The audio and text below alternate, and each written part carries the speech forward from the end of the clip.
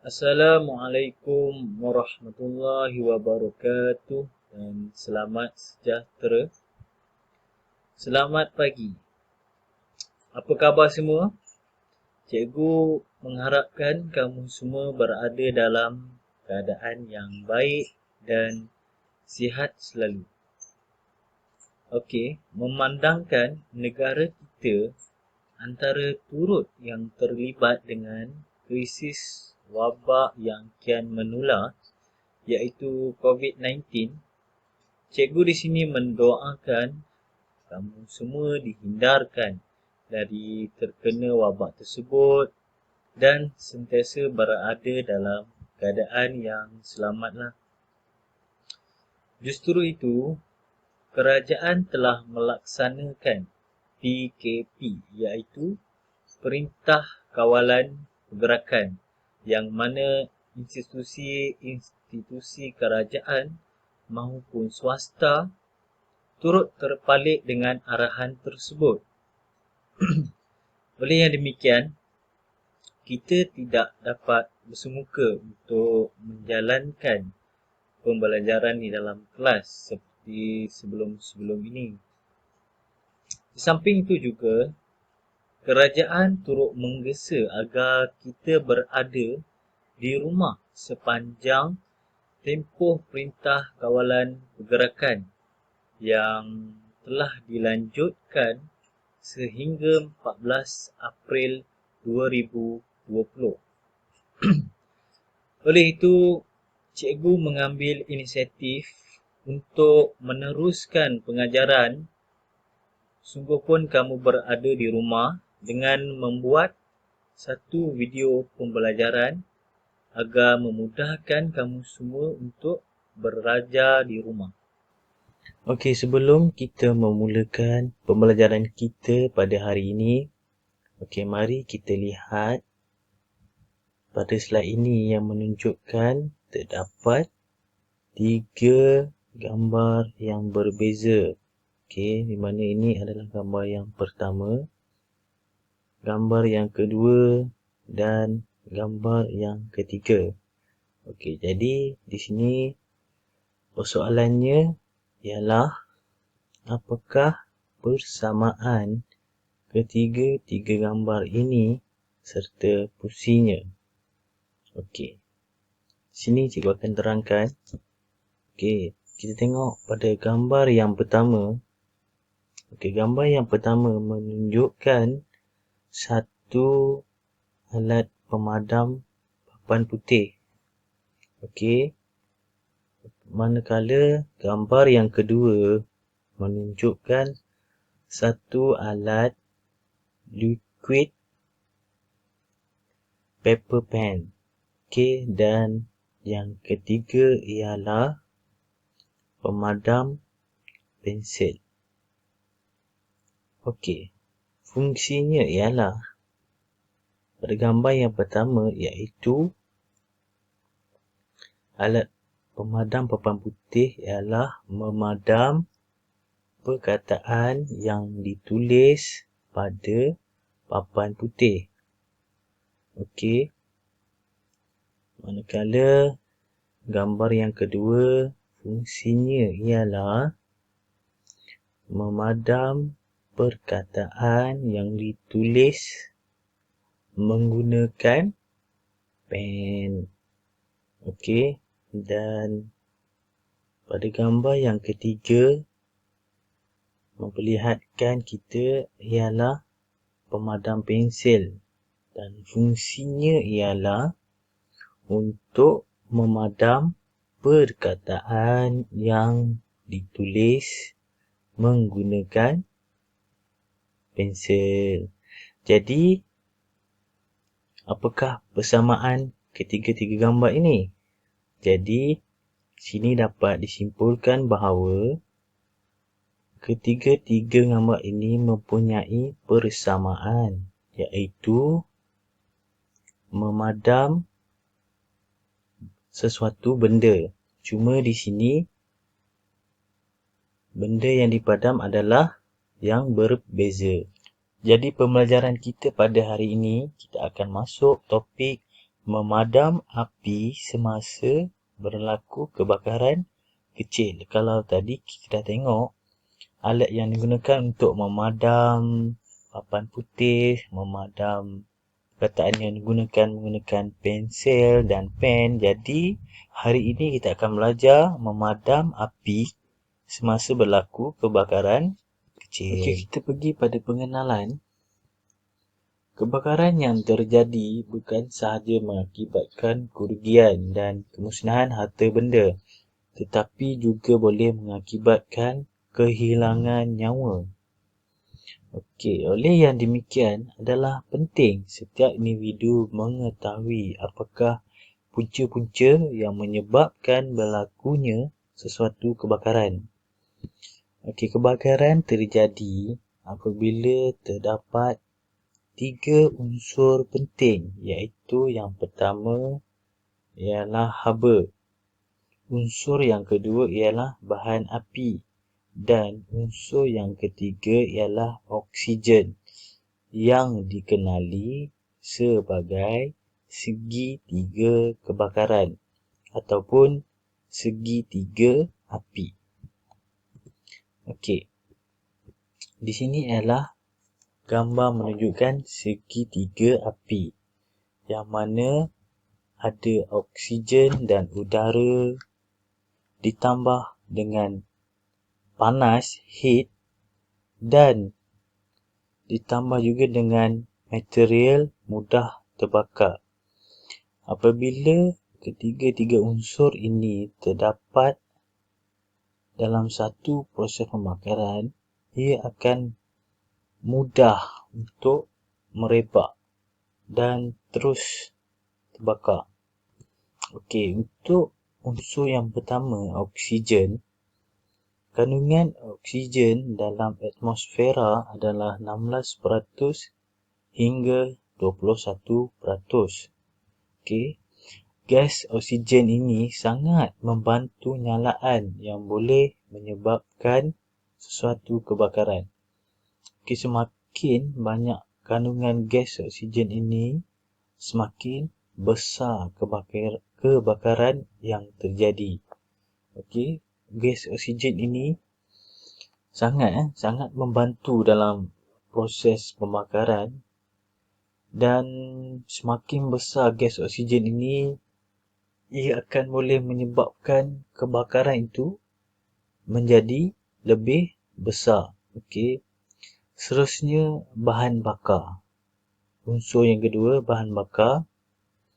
Okey, merupakan pemangkin kepada kebakaran jika terdapat bahan-bahan mudah terbakar seperti jenis pepejal seperti kayu, kertas, kain, sampah sarap dan sebagainya.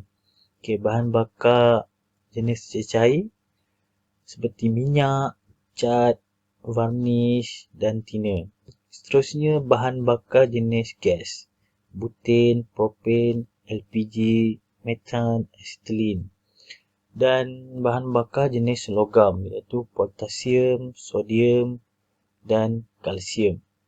Okey, sekiranya ada bahan bakar ini akan membantu untuk lebih mudahnya terbakar. Okey, dia akan merebakkan suatu pembakaran. Contohnya, kita membakar kayu di hutan untuk memasak air kata, contohnya, ditambah pula dengan angin yang kuat. Okey, jadi bahan bakar ini menjadi asas sesuatu kebakaran itu berlaku. Okey, jika kita tidak padam dengan cepat. Okey, seterusnya unsur yang ketiga ialah haba. Okey, haba ialah suhu yang paling rendah sekali bagi sesuatu bahan api.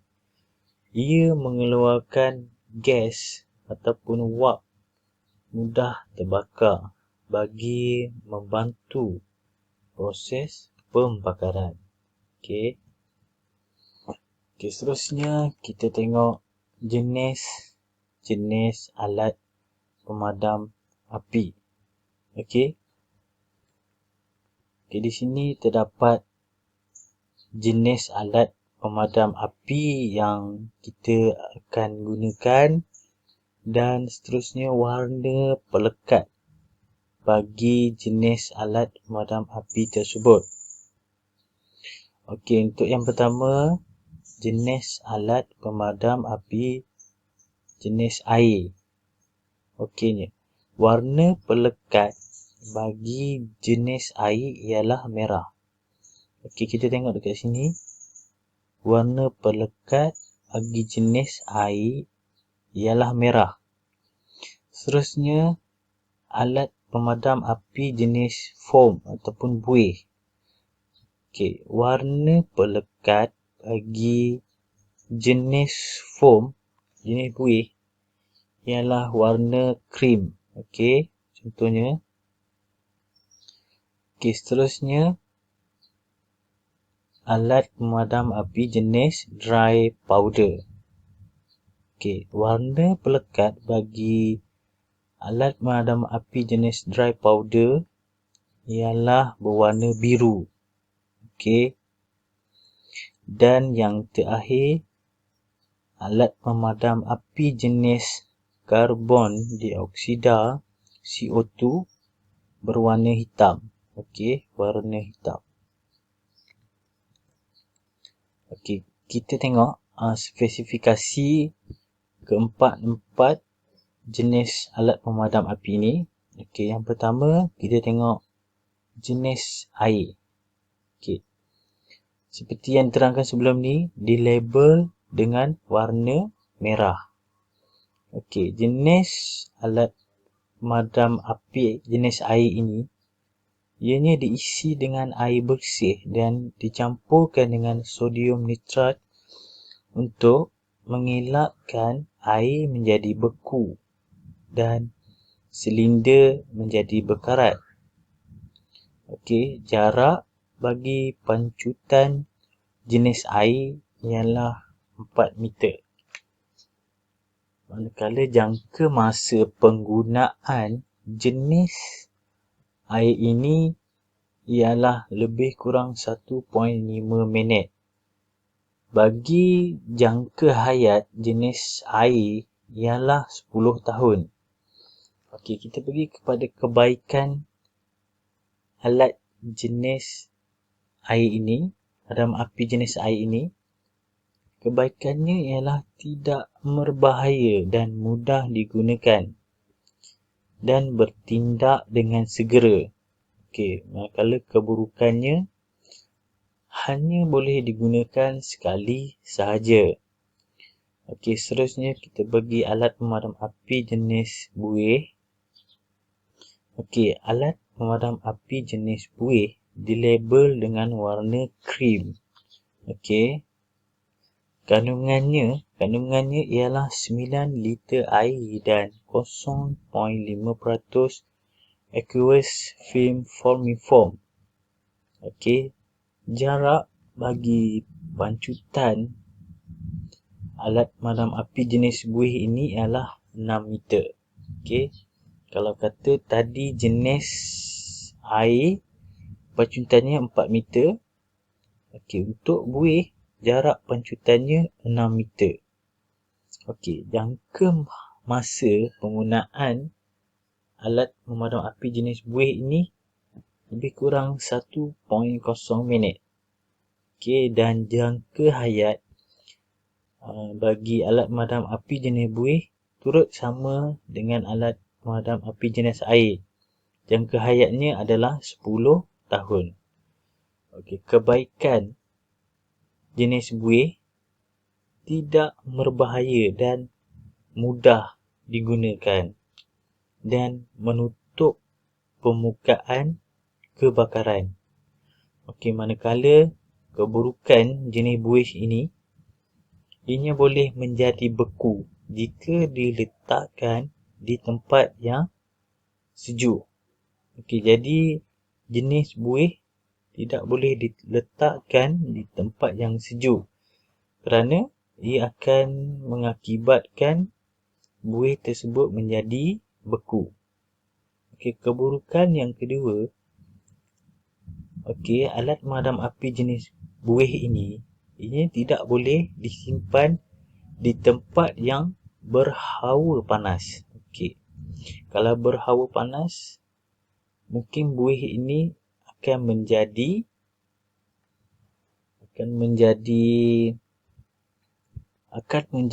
cecair. Okey, dan keburukannya yang seterusnya sama juga dengan jenis air, hanya boleh digunakan sekali sahaja. Okey, yang seterusnya kita pergi kepada alat pemadam api jenis debu kering, dry powder. Okey, alat jenis debu kering ini dilabel dengan warna biru. Okey, kandungan bahan kimia yang terdapat dalam debu kering ialah sodium berkarbonat 97.0%, magnesium stearate 1.5%, magnesium carbonate 1% dan trikalsium fosfat 0.5%. Okey. Jarak pancutan bagi jenis debu kering ialah 4 hingga 6 meter. Okey, jangka masa penggunaannya ialah lebih kurang 1.5 minit mengikut saiz, dan jangka hayat bagi jenis debu kering ialah 12 tahun. Okey, kebaikannya ialah boleh memadam semua kelas api.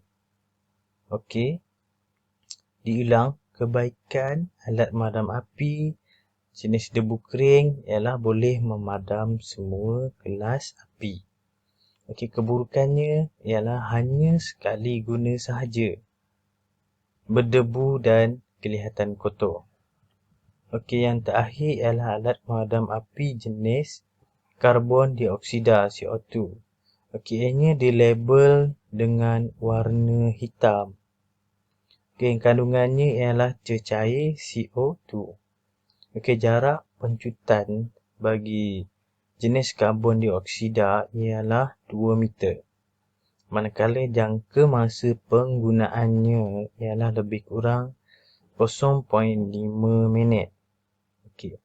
Jangka hayat bagi jenis karbon dioksida ialah 10 tahun.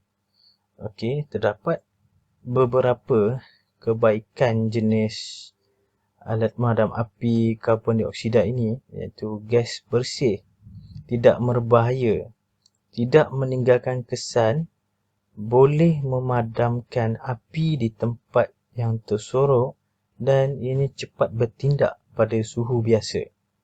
Okey, manakala keburukan bagi jenis karbon dioksida ialah kandungan gas tidak boleh dilihat dan tidak sesuai memadam kebakaran di tempat yang terbuka. Okey, seterusnya kita pergi kepada kelas-kelas api kebakaran. Okey, terdapat 5 kelas api. Okey, yang pertama ialah kelas A. Okey, kelas A ialah kebakaran yang melibatkan bahan api mudah terbakar jenis pepejal kecuali logam dan mengandungi unsur-unsur karbon seperti kayu, kertas, kain, sampah dan sebagainya. Okey, bagi kelas A, alat pemadam api yang sesuai digunakan ialah jenis air, buih dan debu kering. Okey, untuk kelas B. Kelas B ialah kebakaran melibatkan bahan api mudah terbakar jenis cecair seperti petrol, diesel, tar, vernis, cat dan sebagainya. Okey, untuk kelas B, jenis alat pemadam api yang sesuai digunakan ialah buih, debu kering dan karbon dioksida.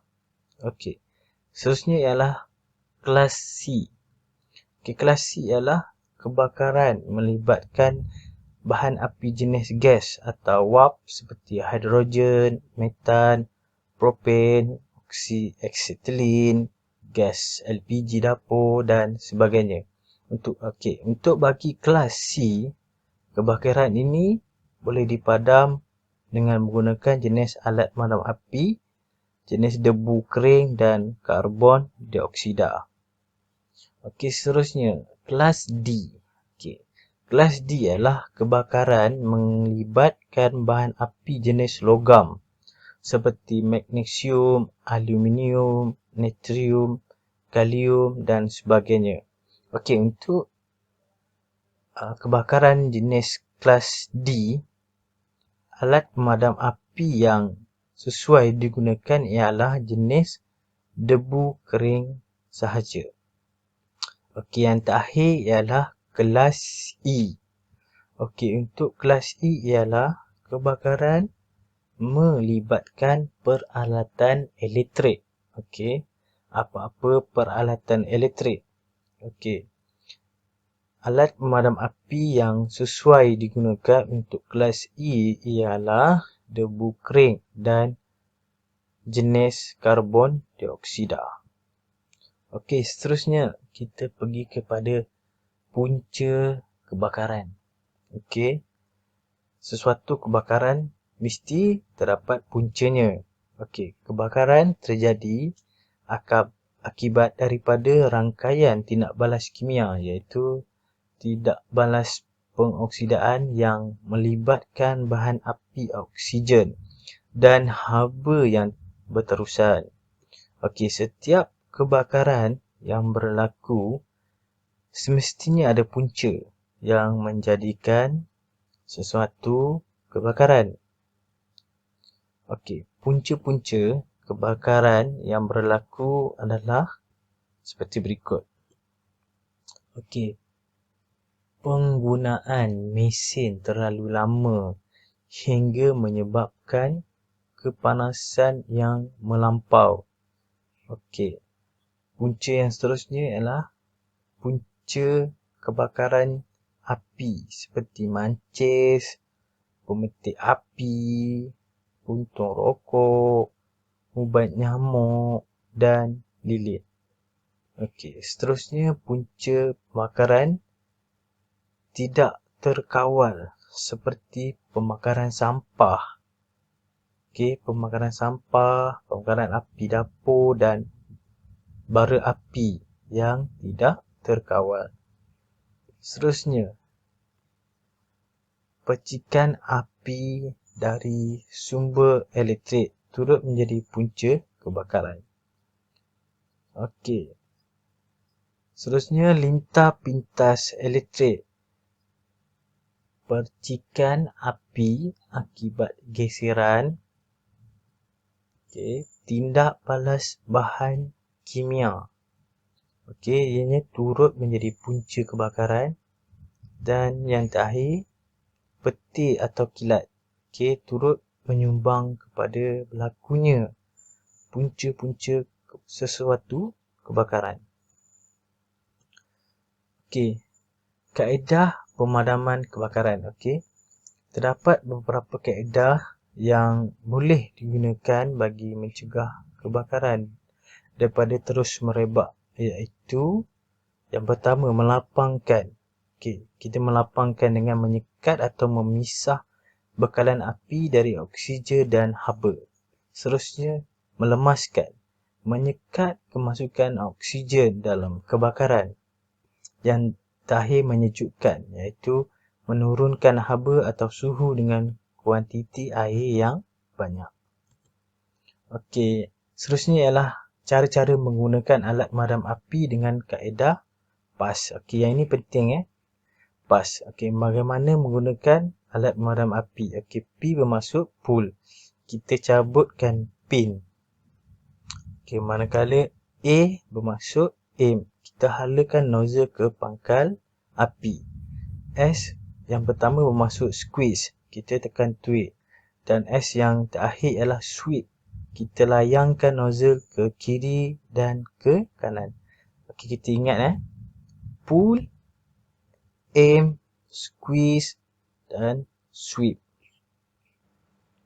Okey, mari kita lihat video bagi penerangan cara-cara untuk memadam kebakaran api menggunakan kaedah PAS.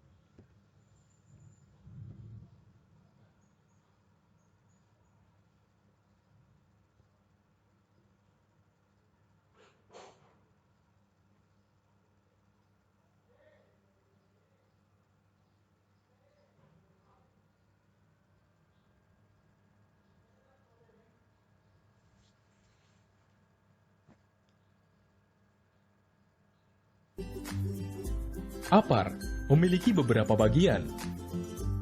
Safety pin atau pin pengaman, lever atau tuas, handle atau pegangan, pressure gauge atau pengukur tekanan, silinder atau tabung, hose atau selang, nozzle atau corong, dan yang terakhir adalah information label atau label informasi mengenai rating APAR, petunjuk penggunaan, klasifikasi, dan tipe.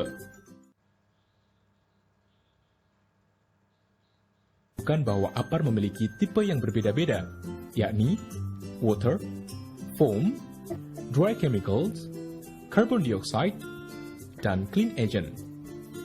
Tipe-tipe APAR tersebut harap digunakan untuk memadamkan jenis kebakaran sesuai dengan klasifikasinya.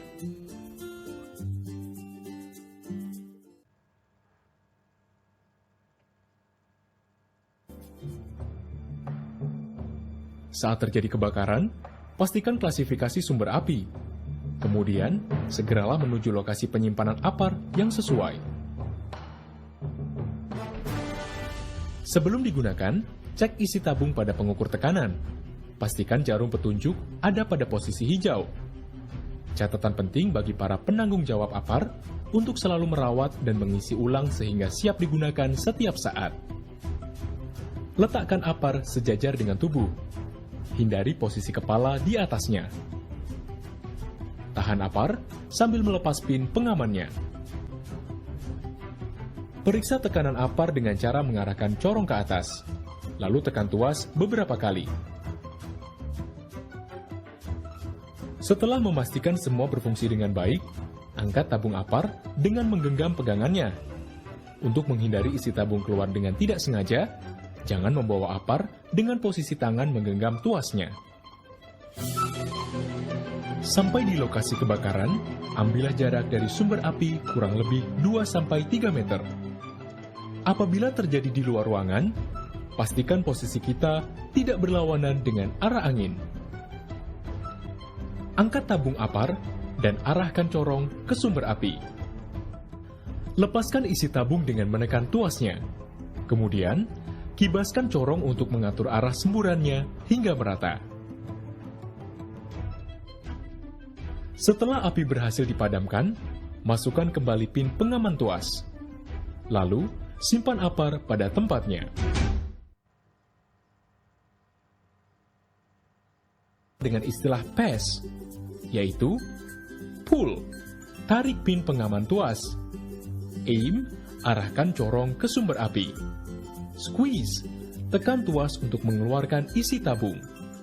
Sweep, sapukan secara merata hingga api padam.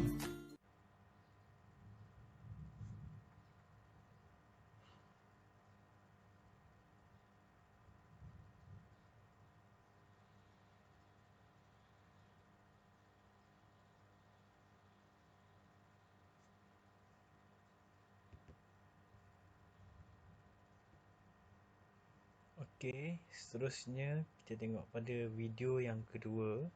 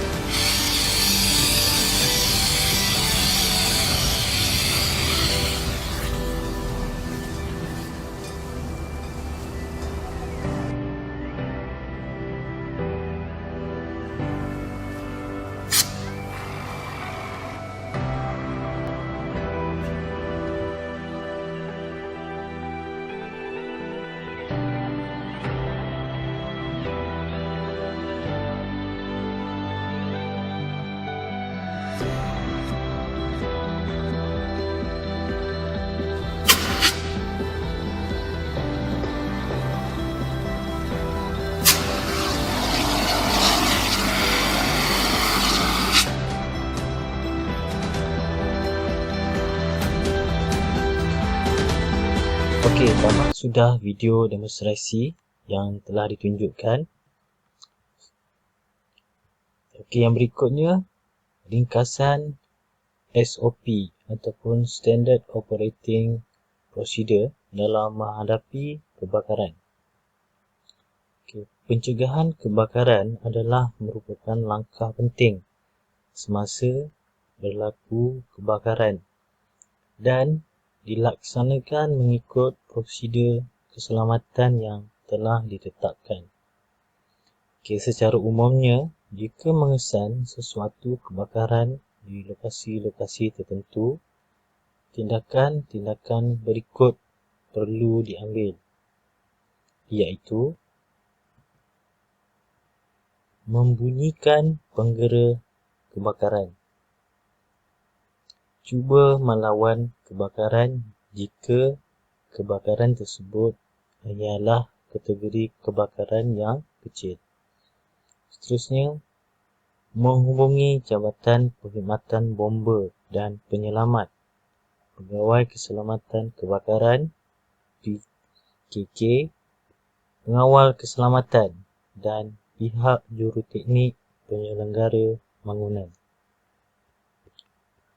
Menghentikan mesin atau proses kerja dan memutuskan bekalan kuasa.